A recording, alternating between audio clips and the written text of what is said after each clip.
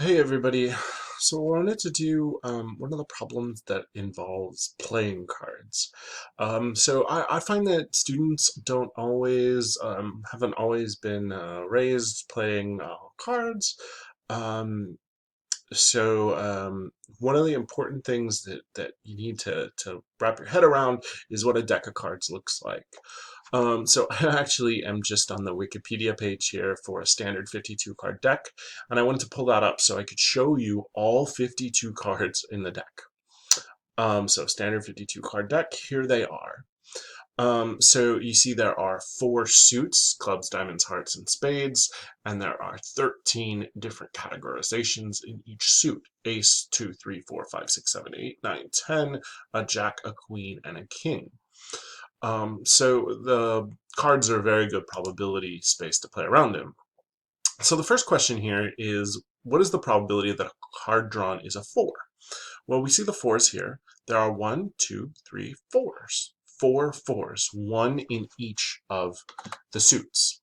There are 52 cards total. So the probability that it's a 4 is 4 out of 52. Let's hit submit, make sure we got that right. Good. Okay, so the next one is a face card. So when I look at the cards here, you see how these are just numbers, but then these cards actually have a face on them, right? The jack, the queen, and the king, they all have a face. So there are 1, 2, 3, 4, 5, 6, 7, 8, 9, 10, 11, 12 face cards out of 52. So let's hit submit. I actually need that answer for the next one. The next question asks that a card drawn is not a face card. So I could come over here and I could add all of these cards together that are face cards. But one of the things that I like to do when you run into this complement, the not, is to do the probability of a face card and subtract it from 1.